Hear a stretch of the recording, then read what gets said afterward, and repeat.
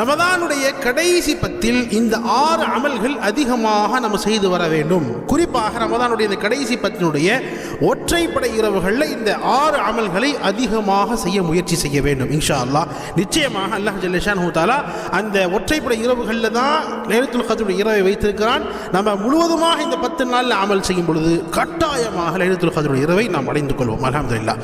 முதலாவது வேளை இஷாவுடைய தொழுகை ஜமாத்தோடு தொழுக முயற்சிக்க வேண்டும். அதே மாதிரி ஃபஜ்ருடைய தொழுகையும் ஜமாத்தோடு தொழுக முயற்சிக்க வேண்டும். ஹதீஸ்ல பதிவாக இருக்கிறது, யார் இஷாவுடைய தொழுகை ஜமாத்தோடு தொழுது அதே மாதிரி ஃபஜ்ருடைய தொழுகை ஜமாத்தோடு தொழுகிறார்களோ முழு இரவு நின்று வணங்கிய நன்மை அல்லாஹ் அவருக்கு கொடுக்கிறான் என்பதாக சொன்னாங்க.